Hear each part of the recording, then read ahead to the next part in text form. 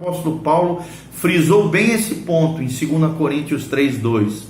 Vós sois a nossa carta, escrita nos nossos corações, conhecida e lida por todos os homens.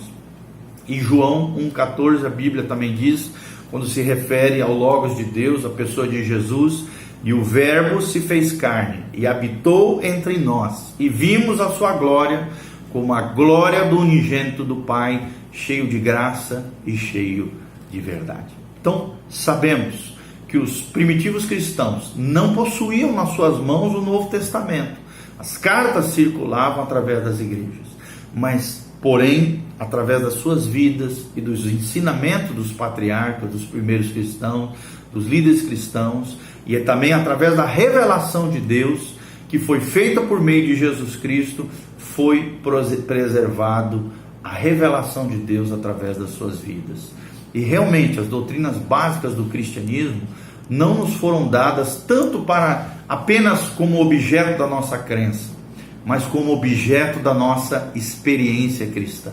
Isso indica que devemos nos esforçar por experimentar no nosso dia a dia, na nossa vida diária, as doutrinas de Deus, os ensinamentos acerca de Jesus, visto que cada qual encerra uma preciosa experiência.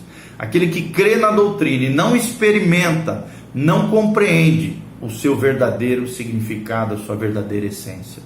Testemunhas da verdade eram os primeiros cristãos, os primitivos cristãos.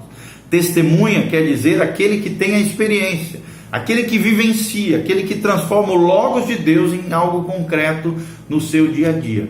A pessoa pode pregar o que ouviu, ou recebeu de outrem, mas testemunhar fala de vida.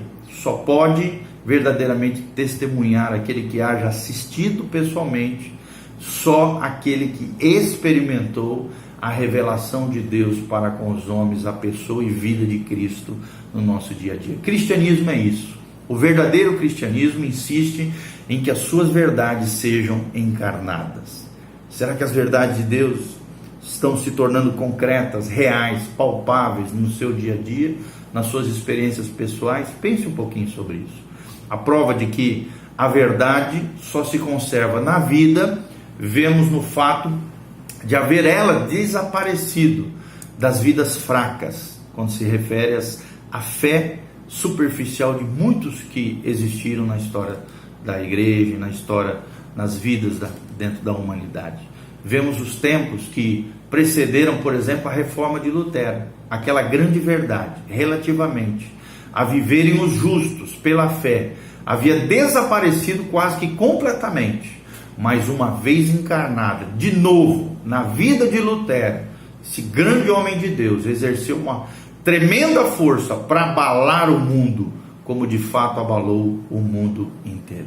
Então nós vemos que o Velho Testamento serviu para preparar o mundo para a vinda do Messias, do Yeshua HaMashiach, o Messias de Deus, a vinda de Jesus. O Novo Testamento serviu para registrar o resultado de ter ele vindo e vivido essa verdade, e os demais discípulos juntamente com ele. Em certo sentido, foi ele quem nos deu a Bíblia, que agora nos leva aos seus pés, aos pés de Jesus, à presença do Senhor. Se Deus não houvesse conservado a verdade encarnada na vida dos seus servos, os profetas, os apóstolos, os crentes em geral, não teríamos hoje da verdade a porção preciosa que possuímos. A revelação conservada na Bíblia, a revelação cristã, ha sido conservada na Bíblia Sagrada. Bíblia é a palavra grega que significa coleção de livros, 39 no Antigo, 27 no Novo, somados 66 livros da Bíblia cristã protestante, ok? A católica tem os 7 livros apócrifos. Sem dúvida nenhuma, querido, temos na Bíblia a mesma revelação que Deus fez e conservou na vida dos seus servos. Será que você tem conservado a palavra de Deus, vivenciado, encarnado a palavra no seu dia a dia? E aquela mesma verdade revelada a nós e conservada na vida dos homens e mulheres de Deus é o que temos hoje através das Escrituras. A Bíblia divide-se em duas partes: o Velho Testamento, que consta nos livros da lei, nos livros históricos, nos livros proféticos, nos livros poéticos. São, enfim, a soma de toda a literatura sagrada do povo hebreu. Já no Novo Testamento consta 4 evangelhos que tratam da biografia, vida e obra e a missão de Jesus na terra e as primeiras manifestações dos discípulos e da obra de Jesus de Nazaré, os 4 evangelhos. Depois nós vemos os Atos dos Apóstolos, os feitos de Deus através dos apóstolos e dos primeiros cristãos, e depois as cartas dos apóstolos às igrejas, tudo isso como a primeira literatura, a literatura primitiva do cristianismo, ok?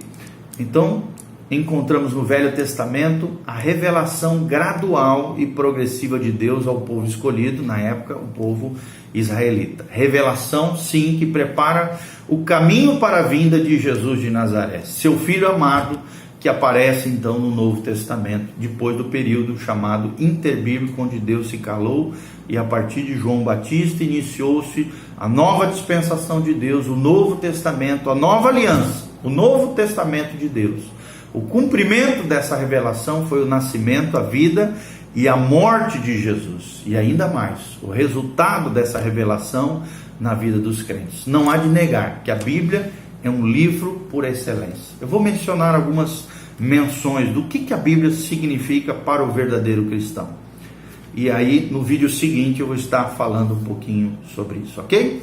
Deus te abençoe, que a graça de Deus venha sobre a tua vida, e espero de alguma maneira ter ensinado acerca da revelação cristã na pessoa bendita de Jesus, a ligação de Jesus com as Escrituras e a história do Antigo Testamento, do povo judeu, que culminou em Jesus, e do Novo Testamento, da vida e obra de Jesus e dos primeiros cristãos, ok?